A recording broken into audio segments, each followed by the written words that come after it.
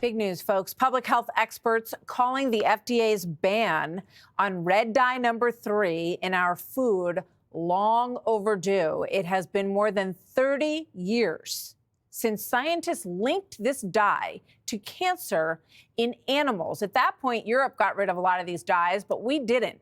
Joining me now, Calley Means, a name that you will hear a lot of in the future as we talk about Make America Healthy Again. He's the co-founder of TrueMed, along with his sister, who was a surgeon in California. He's an informal advisor to Robert F. Kennedy Jr. They've worked closely on all of this. President-elect Trump's nominee for HHS, of course. Calley, great to have you with us. Thank you for being here. What do you think prompted, this is just one chemical we're talking about, and I know you dig into so many others, but it's a start. What prompted the FDA to take this action now against this red dye? Maha moms who made their voice very clear in voting for President Trump and his promise to make America healthy again with Robert F. Kennedy.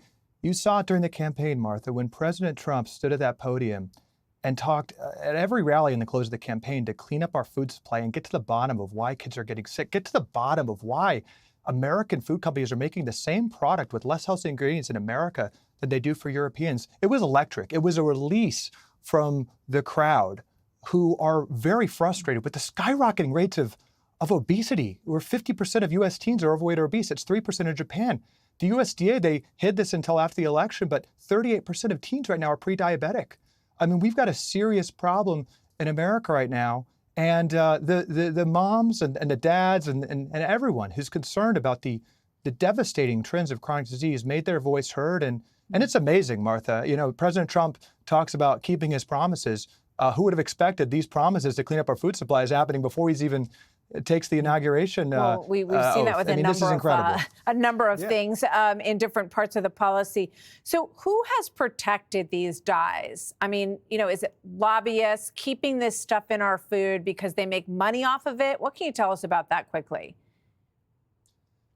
The food system is weaponized by design. Few know this, but in the 1990s, 40% of the U.S. food supply was owned by the cigarette industry, by Philip Morris and R.J. Reynolds. They were the two largest food companies. They rigged the food pyramid. Even to this day, 19 out of the 20 USDA nutrition advisors are paid for by the food and pharma companies. And they produce bogus studies that say these food dyes, which are made from crude oil, which are phased out of every other country in the world, are healthy because their marketing survey says that the neon colors make kids want to buy it. Crude oil in our food. I just want to go back. Crude oil in our candy. These food colorings are literally crude oil. That is what it should say on the box. We have chemicals like atrazine, which change testosterone to estrogen for our boys. We have 10,000 chemicals, Martha, that are being phased out of every other country. We have self-policing. We have a system designed, again, by the cigarette industry and scientists trying to make our food addictive. They've bought off our institutions. And this is not a free market. That's what Bobby Kennedy and President Trump have said. They're going to do two things. We're going to get to the truth. We're going to get unbiased nutrition guidelines so parents can have the right information, make informed decisions. And we're going to get conflicts of interest out of our science. The FDA, 75% funded by pharma, and they make our food decisions. Yeah. We can fix this very, very quickly. Yeah. Well, there's going to be some things that happen this way and then other things that just happen by awareness. And I know you all talk about just read the ingredients. If there's 17 ingredients and you can't pronounce 12 of them, you probably should just put it back on the shelf, right? 100%. I want to make this point really clear. There's a slanderous lie being propagated by the medical system that profits from people being sick, that Americans are lazy, that we want to be unhealthy, that we want to eat toxic food, that we want to poison our kids, that we're too lazy and suicidal not to have epidemic rates of diabetes and obesity. We live 7 years less than Italians.